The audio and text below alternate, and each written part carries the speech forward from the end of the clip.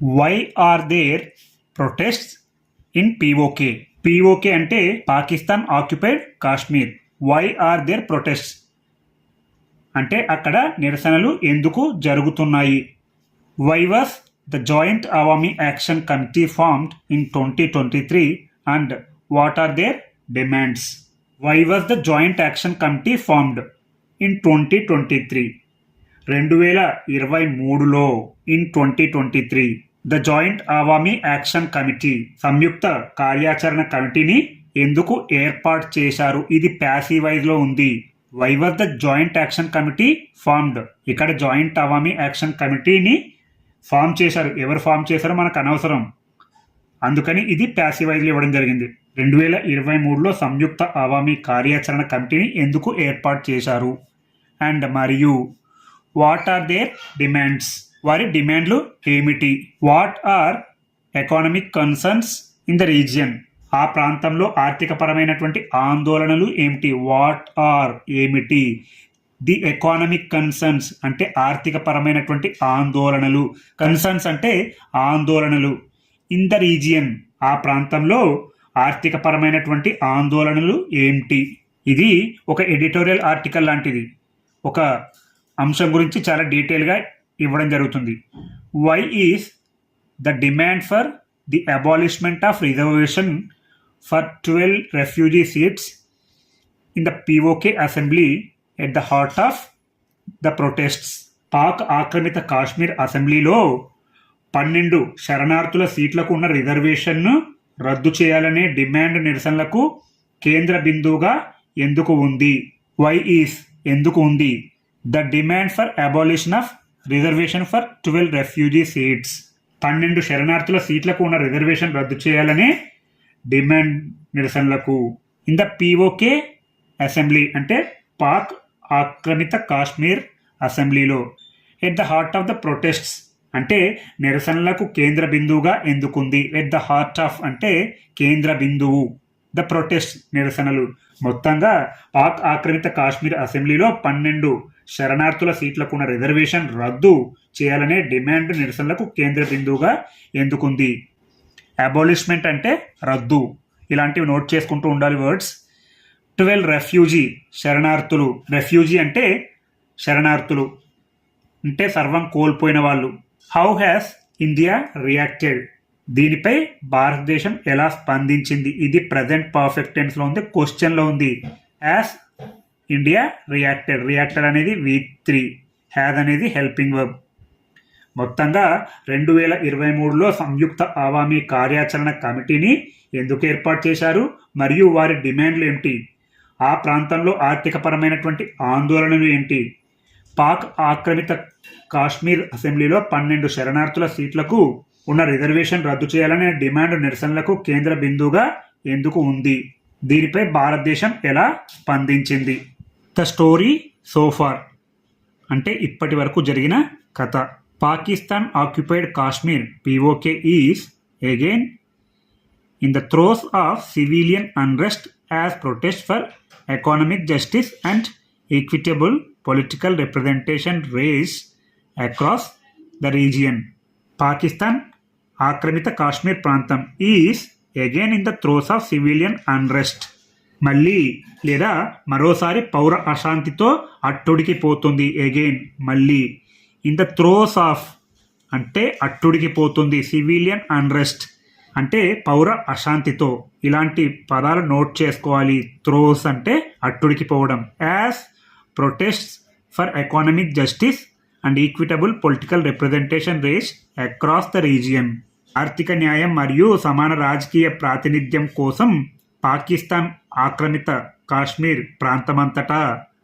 Across the region అంటే ప్రాంతమంతటా నిరసనలు తీవ్రమవుతుండడంతో మరోసారి పౌర అశాంతితో అట్టుడికిపోతుంది. ఈక్విటబుల్ పొలిటికల్ రిప్రజెంటేషన్ అంటే సమాన రాజకీయ ప్రాతినిధ్యం. The joint Awami action committee JAAC which called for the protests has since been banned by the regional government for engaging in terrorism. The joint Awami action committee JAC ఇక్కడ కామా ఉంది. ఈ comma తర్వాత వచ్చింది relative pronoun. ఇక్కడ comma నుంచి మొదలుపెట్టి ఇక్కడ comma వరకు ఇదంతా కూడా నాన్ రెస్ట్రిక్టివ్ రిలేటివ్ క్లాస్. ఈ రెస్ట్రిక్టివ్ రిలేటివ్ క్లాస్ మరియు నాన్ రెస్ట్రిక్టివ్ రిలేటివ్ క్లాస్ గురించి కూడా మనం క్లాస్లో ఎక్స్ప్లెయిన్ చేశాను. విచ్ కాల్ ఫర్ ప్రొటెస్ట్స్, ఈ నిరసనలకు పిలుపునిచ్చినటువంటి జాయింట్ అవామీ యాక్షన్ కమిటీ ఏదైతే నిరసనలకు పిలుపునిచ్చిందో అదే ఈ జేఏఏసీ అని చెప్పాల్సి వచ్చినప్పుడు ఇక్కడ విచ్ అనే రిలేటివ్ ప్రొనౌన్ రాయాల్సి ఉంది. ఇది నాన్ రెస్ట్రిక్టివ్ రిలేటివ్ క్లాస్. ఈ నాన్ రెస్ట్రిక్టివ్ రిలేటివ్ క్లాస్లో which called for the protest అని తీసేసినా కూడా ఈ వాక్యం యొక్క అర్థం మానదు. ఈ నిరసనలకు పిలిపించినటువంటి joint Awami action has since been banned by the regional government, ప్రాంతీయ ప్రభుత్వం నిషేధించింది. ఈ జాయింట్ అవామీ యాక్షన్ కమిటీని ప్రాంతీయ ప్రభుత్వం నిషేధించింది. ఇది ప్రెజెంట్ పర్ఫెక్ట్ టెన్స్లో ఉంది, ప్యాసివ్ వైజ్లో ఉంది. The joint Awami action committee has since been banned, దీన్ని నిషేధించారు. ఎవరు నిషేధించారో మనకు అనవసరం కాబట్టి ప్యాసివ్ వైజ్లో ఉంది. బై ద రీజనల్ గవర్నమెంట్ అంటే ప్రాంతీయ ప్రభుత్వం నిషేధించింది. ఇక్కడ మీరు అడగొచ్చు బై ద రీజనల్ గవర్నమెంట్ ప్రాంతీయ ప్రభుత్వం అని ఇచ్చారు కాబట్టి యాక్టివ్ వైజ్లో రాసుకోవచ్చు కదా అని. ఇక్కడ బై ద రీజనల్ గవర్నమెంట్ ఇచ్చినా ఇవ్వకపోయినా ఒకటే. మనం ఇక్కడ అర్థం చేసుకోవాల్సింది ఏంటంటే ఈ జాయింట్ అవామీ యాక్షన్ కమిటీని నిషేధించారని అర్థం చేసుకోవాలి. దేనికి? ఫర్ ఎంగేజింగ్ ఇన్ టెర్రరిజం, ఉగ్రవాద కార్యకలాపాలకు పాల్పడుతుందనే ఉద్దేశంతో ఈ జాయింట్ అవామీ యాక్షన్ కమిటీని ప్రాంతీయ ప్రభుత్వం నిషేధించింది. ఇది ఇప్పటి వరకు జరిగినటువంటి కథ. What is the JAAC and why did it call for protests? JAAC అంటే ఏమిటి అండ్ మరియు why did it call for protest, అది నిరసనలకు ఎందుకు పిలుపునిచ్చింది. వై డిడ్ ఇట్ అంటే ఇక్కడ జేఏఏసీ, కాల్ ఫర్ అంటే పిలుపునిచ్చింది, ప్రొటెస్ట్ నిరసనలకు పిలుపునిచ్చింది ఎందుకు. The JAAC an umbrella organization of various civil society groups, trade bodies, students, organizations and socio-religious groups based in POK was formed in 2023 out of protests against rising electricity tariffs and inflation. The JAAC అనేది ఇక్కడ subject. ఇక్కడ comma ఉంది, ఇక్కడ comma నుంచి మొదలుపెట్టి ఈ PoK పక్కన ఉన్నటువంటి కామా వరకు ఇదంతా కూడా ఈ కేవలం సబ్జెక్ట్కు సంబంధించింది. ఇది నాన్ రెస్ట్రిక్టివ్ రిలేటివ్ క్లాస్.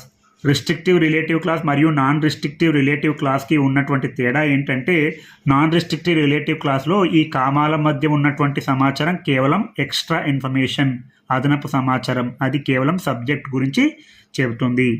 ఈ పాక్ ఆక్రమిత కాశ్మీర్లో ఉన్నటువంటి వివిధ పౌర సమాజ సమూహాలు, వాణిజ్య సంస్థలు, విద్యార్థి సంఘాలు మరియు సామాజిక మత సమూహాల గొడుగు సంస్థ అయినటువంటి ఈ జేఏసీ. ఏదైతే ఈ జేఏసీనో అదే ఈ పాక్ ఆక్రమిత కాశ్మీర్లో ఉన్నటువంటి వివిధ పౌర సమాజ సమూహాలు, వాణిజ్య సంస్థలు, విద్యార్థి సంఘాలు మరియు సామాజిక మత సమూహాల గొడుగు సంస్థ, అండ్ అంబ్రెల్లా ఆర్గనైజేషన్ అయినటువంటి సంస్థ ఈ జేఏసీ. వాజ్ ఫార్మ్డ్ ఇన్ 2023 2023 సంవత్సరంలో దీన్ని ఏర్పాటు చేశారు లేదా ఇది ఏర్పాటైంది. Out of protest against rising electricity tariffs and inflation, పెరుగుతున్నటువంటి విద్యుత్ సుంకాలు మరియు ద్రవ్యోల్బణానికి వ్యతిరేకంగా జరిగిన నిరసన నుండి ఇది 2023లో ఆవిర్భవించింది. రైజింగ్ ఎలక్ట్రిసిటీ టారిఫ్స్ అంటే పెరుగుతున్నటువంటి విద్యుత్ సుంకాలు, అండ్ మరియు ఇన్ఫ్లేషన్ అంటే ద్రవ్యోల్బణం. ఎగనిస్ట్ వ్యతిరేకంగా, అవుట్ ఆఫ్ ప్రొటెస్ట్స్ అంటే ఈ నిరసనల నుండి ఈ జేఏసీ అనేది ఏర్పడింది లేదా ఏర్పాటు చేశారు. They brought out a 38-point charter of demands which included access to subsidised wheat flour, fair electricity pricing based on hydropower generation costs from the local Mangla Dam, and the abolishment of the reservation of 12 seats for refugees in POK's Legislative Assembly. They brought out a 38-point charter of demands. వారు 38 సూత్రాల demand పత్రాన్ని వెలువరించారు. ఇక్కడ brought out అంటే వెలువరించారని కూడా చెప్పొచ్చు. 38 point అంటే 38 పాయింట్ల charter of demands 38 సూత్రాల డిమాండ్ల పత్రాన్ని వెలువరించారు. Which included access to subsidised wheat flour, fair electricity pricing based on hydro power generation cost from the local Mangla dam and the abolishment of the reservation of 12 seats for refugees in POK's legislative assembly.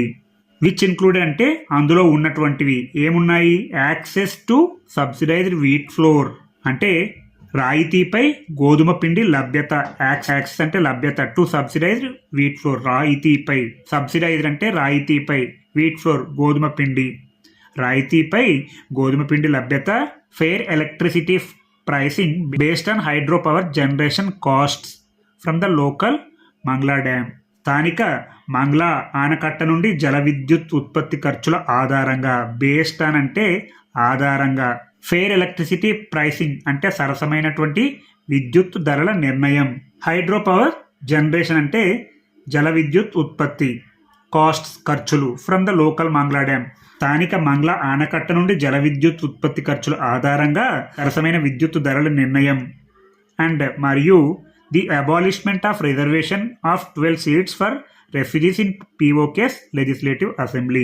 POK శాసనసభలో శరణార్థుల కోసం 12% సీట్ల reservation రద్దు చేయడం వంటివి ఇవన్నీ కూడా ఈ 38 సూత్రాల డిమాండ్ పత్రంలో ఉన్నాయి. అబాలిష్మెంట్ అంటే రద్దు చేయడం. ఆఫ్ ద రిజర్వేషన్ ఆఫ్ 12% సీట్ల రిజర్వేషన్ రద్దు చేయడం. ఫర్ రెఫ్యూజీస్ శరణార్థుల కోసం. In POK's legislative assembly Pak ఆక్రమిత కాశ్మీర్ శాసనసభలో.